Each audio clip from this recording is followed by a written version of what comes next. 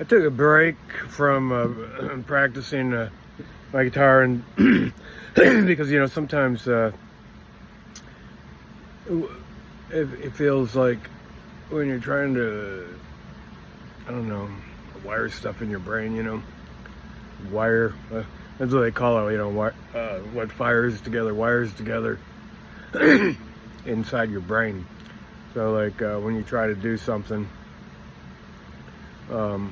then it builds a circuit in your brain when you're learning something new. I don't know.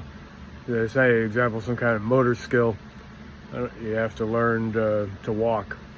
Well, your brain develops and creates its own structure as your motor skill develops. And so, for example, like if a person has a stroke and they have brain damage, because part of the brain was deprived of oxygen or something, and I think that's what a stroke is, and then that part of the brain dies. Well, your brain will make new circuitry for those motor skills. Like a person, if they have a stroke, for example, they might lose the ability to talk. They have to learn how to talk again, or they might, lose the use of their fingers or their arm or something. And I have a fellow that I know. He's kind of, I wouldn't really put him in the category of, at least not a close friend. I suppose he's more than an acquaintance, though. But anyway, he was telling me that he had a stroke, and he had to learn how to move his fingers to like do certain things and stuff again. Well, I don't know what that's like, but sometimes when I practice the guitar, for example, I put my like if I make the G chord like that, and and I hold it. It's almost like a familiar and a comfortable feeling. I switch chords, maybe to like D or something like that. I don't know if you can see it, something like that. See, I got those two, and then I got that one. Okay. Well, it feels almost familiar, and I don't think it's because I've just been recently practicing. When I started picking up the guitar, I felt in my spirit, sort of, and I felt inspiration, to do it. And it almost felt as if I had done it before, and now I just have to relearn it, And it's kind of a strange feeling, although I've never had a stroke, so I'm not like relearning how to play the guitar.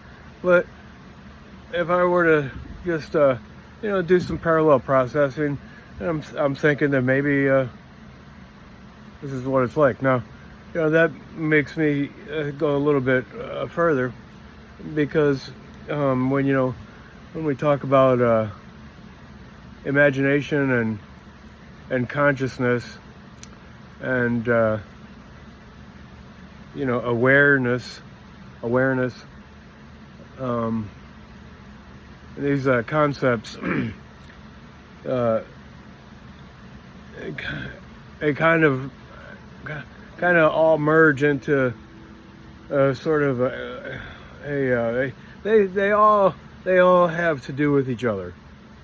Okay, and in fact, one of the things I've been understanding lately is stuff that I've known, but now I'm beginning to understand it on a deeper level, understand it with more significance of how how more significant it actually is, like in a person's life. My mom said to me when I was a little kid, can't remember exactly when, or I don't remember her saying it exactly, but I know several, it was her belief, I know she said it to me, that you create your own reality, you know. And I know she said we create our own reality. And my mom only, she didn't have a high school education, but she did get her GED as a prerequisite for going to nursing school. The government program that she hopped into. Her and my grandma did it together. Got their GEDs and then went through this government-funded program to become a licensed practical nurse. My grandma was 60 and my mom was, I don't know, probably like in her, probably like 40 or something. I don't, yeah, at least 30 or 40. You know. It seems like and I'm just doing the math in my head. It's just hard for me to think that my mother was that age when she did that. And when you get older, you like I'm doing, I look back on what it was like when I was 20 and 30 and stuff. But it's part of the reason why I wanted to make my journal now is because I had so much loss. I used to take videos of my kids and everything, try to document everything, and so they could have it. And over time, stuff gets lost and it doesn't work anymore. But so now I'm kind of fortunate I can put this on YouTube, and then I have a recollection depending on how many years I live. But what I'm coming to understand more is that not only how language structures our thinking and limits us, which I want to go ahead and give an example of right now, okay? Because dreams are significant for me, and I know that dreams come out of imagination, and if they don't come out of imagination, then they come out of they point to a very broader concept of reality, which people talk about now, and that's the multiverse. We always understood, as I did when I was growing up, that we were part of the universe. But the advent of quantum physics, when that whole science came into understanding, we understand now that it's more likely if things are true to nature, there's a multiverse, and in fact, even the mere fabric of our existence, there comes a point where it is a realm of potentiality, and that's where the whole idea of multiverse comes from. I believe is quantum physics, and this is science. I mean, this is actually science. This is mathematics and science. But again, the mystics and the ancient writings basically always, in one way or another, kind of say the same thing that science is saying today. So you make that connection early on, and it's just now becoming apparent in my realm of learning at my age and in my society, and stuff like that, what we're learning. But in my dreams, like I've done a lot of stuff. I learned how to fly an airplane in my dreams. I learned. I was told things that nobody ever told me in this present, real experience of mine for as long as I can remember. I have no recollection. I wish I would write the stuff down, but when I wake up, I understand that no, I was like somewhere, another reality. Like, for example, I recently had a car, a dream, and my daughter's car was delivered, an old car, a Ford Escort that I bought her, and it was her first car, and then and then her and Will were going to trade the car in. I gave them another car that I had paid a little bit of money for. They could use that car to trade in. They gave me that car. And anyway, that car got stolen from me, but in my dream, it got delivered back to me. And but it was all beat up and stuff, but it was delivered back to where I lived in my dream. And things were slightly different, a different reality. In real life, that car was found, a few miles from here, and then it was towed, and then I had to pay the wrecker fee, $500 I owed. I couldn't get my other vehicles registered or anything like that. I couldn't renew their tags until I paid off that wrecker fee. There was a lien against me, and it prevented me from registering a vehicle. So, and that all hit me right after I, I can't remember which side it is now. Anyway, after I did all that, and a lot of stuff piled on me at one time during that point of my life. But I was thinking that how our dreams sometimes are so vivid and so real.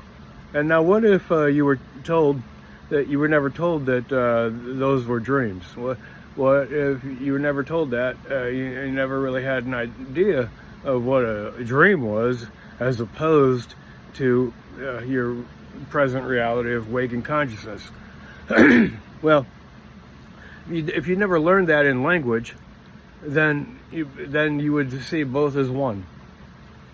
You wouldn't be able to tell the difference between your dreaming life and your waking life. We see things in opposites, and that's in the West. That's predominant, and in the East, even families are, everything is more synergistic. And they say, like, I don't know, in the West we have, like, family systems theory. Well, in the East they might not have family systems theory, but everything is understood as a system. So they don't differentiate family system theory from, any other theory, because that's fabric of their understanding. That's how they understand everything. Like the birds fly like this, like that, all in order and everything. Well, that's kind of a synergy, a holism that is more predominant in the East as opposed to the West. So anyway, I just say that because going back to the idea that we create our reality. Well, imagination, is important, and it's sort of the arm of inspiration. So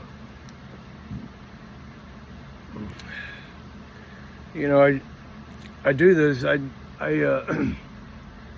do this for myself. Also, because I wish I could look back on the things that I thought when I was 20. I wish I had a recording like I'm making right now, so I could listen to myself and reflect and see where I was. Well, I'm doing it now, for myself, and also because the part of the the understanding of consciousness is that like I think it was Descartes said, I think, therefore I am. And in maturation of a child into an adult and old person like me, well, uh, the process is a differentiation and integration. You differentiate yourself. You become who you are and your character traits, and specifically, different than somebody else. So, you differentiate yourself, and like that. It's a whole big part of growing up and everything. You separate yourself from your mom and your dad, and because you're different, you're your unique own person, and you learn that you're independent, and you differentiate yourself. But then the other part of it is you integrate yourself into society, and also you integrate the pieces of your inner life. Okay, so you have like character traits and inspirations and imagination, all part of your, contained in this one vessel. Okay, and sometimes it can be like a certain trait. It will be its own little tiny person inside of you. I knew a person I got Charlie, my dog Charlie Maximus from. He's father of all my children. I mean, all my all my children, all my pups, except for Sport, and I had Quinn, but something happened there I don't want to go into. And anyway, there's a concept that we are one. Well, because if you have dreams, you can understand that there is another reality. There's other consciousness. I mean, it's alive in your dreams. Okay. Well, consciousness, see, is bigger than us. But we're all part of consciousness. Like you have consciousness. Your friend or your brother, or your sister, or your mom, or your dad, they have consciousness. And it's kind of like, the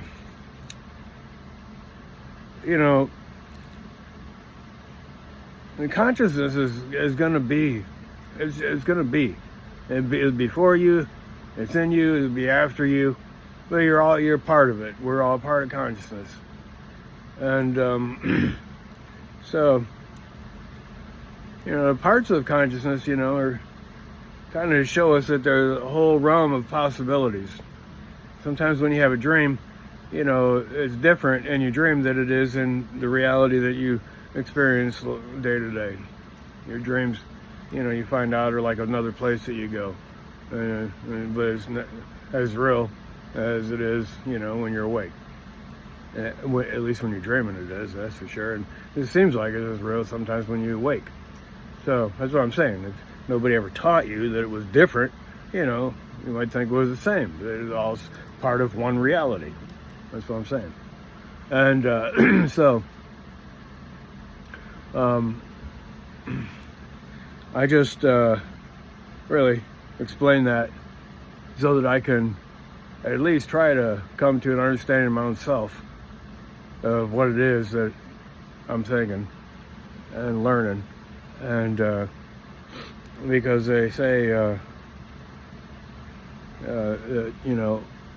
we they say now that we can use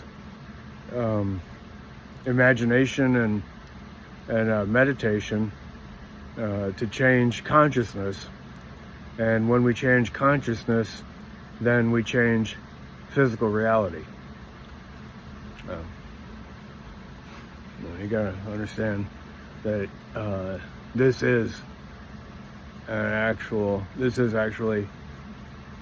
based on science. Okay, this is not just some kind of motivational theory. This is coming from actual science of the material and the field, the world of energy, the field of energy, We can study energy now. In the past, we never could study energy, but now we understand that energy holds everything together, and energy precedes thought, and energy is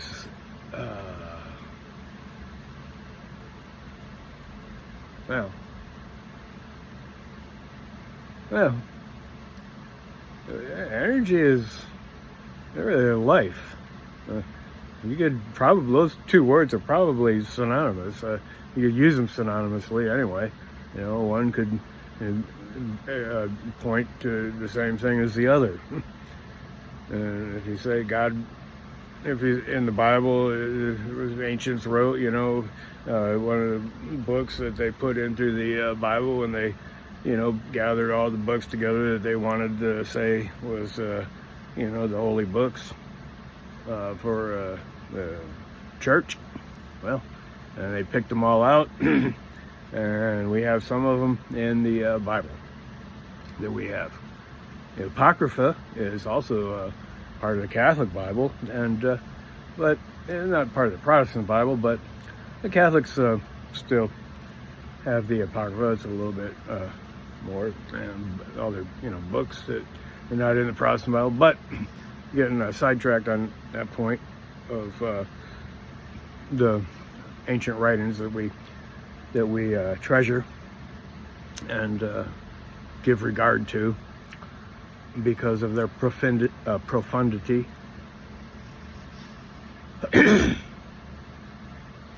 That no,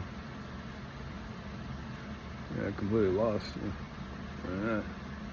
But I don't know. Where the hell? I don't know where I was going on that one. But anyway, you know, I don't know. Just when I look at the ancient writings and stuff like that, you know, they all talk about a spiritual world. You know, and they talk about elusive stuff, like, for example, life itself. Like, how can you give a definition to life? If you try to define it, you know, it's gonna be as you experience it. Well, maybe not as somebody else experiences it. You know, certain things might be more value to you than somebody else. Somebody else might, you know. Everybody's different, but everybody has consciousness. And when we say that we are one, that's because we all share consciousness. And today they say that, you know, you create your own reality. And the thing is, the way you do it is through imagination and changing your own, what they call subconscious.